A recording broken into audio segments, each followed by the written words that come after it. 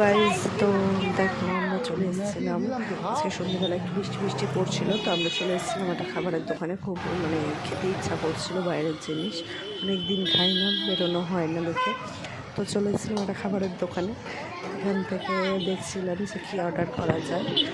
তারপরে দেখে ডেকে নেওয়ার পর আমরা যাই হোক অর্ডার করে দিলাম। একটু চাও খেতে ইচ্ছা করছিল, চাও খেলাম। আর ছেলে বললো একটু চিকেন পকোড়া খাবে, তো ওর জন্য ওটা নিয়ে নিলাম। নিয়ে তারপরে যাই হোক আমরা খাওয়া দাওয়া শেষ করে আমার ছেলেও একটু আমাদের থেকে খাচ্ছিল আর কি। অত বেশি বাইরের জিনিস কেমন হয়েছে মাম্মা? তাও এখন একটু অল্প অল্প খায়।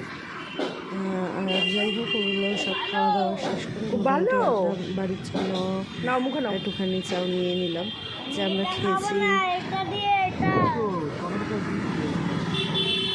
আমরা খেয়েছি বাড়িতে বোন আছে, তো তাদের জন্য একটুখানি নিয়ে নিলাম। তো সত্যি কথা বলতে এই দোকানের চাউটা আপনি আগেও একদিন খেয়েছি, ভালো টেস্টি, বেশ কোয়ালিটি বাড়ির ভালো। তো নিয়ে চলে এলাম, এখন বাড়ির পথে রওনা দিয়েছি আমরা। আর দেখো পুরো রাস্তাটা ভেজা ভেজা, বৃষ্টি পড়ছিল। আমরা যখন এসেছিলাম তখন যাওয়ার পথে যাই কমেছে।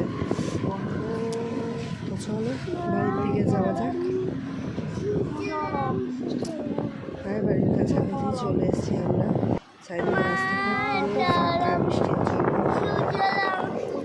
ভিডিওটা যদি তোমার ভালো লাগে থাকে প্লিজ লাইক, শেয়ার, সাবস্ক্রাইব করে দিও। পথে চলে এসেছি।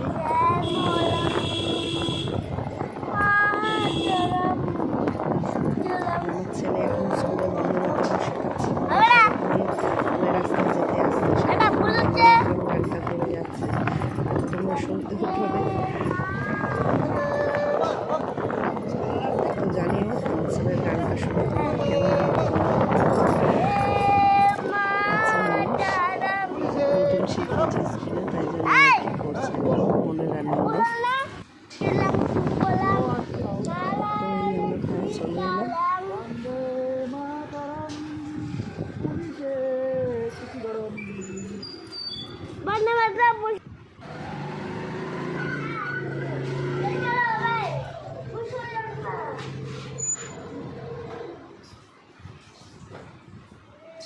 চলো ঢুকে গেছি, চলো উপরের দিকে যাই। চলে এসেছি, এবার চল মিমিকে দেবো এটা। আমার ছেলে গাড়ি করে গিয়ে এসে এখন আবার বলছে যে কোলে নিতে হবে, আমাকে উপরে উঠতে পারছে না হেঁটে।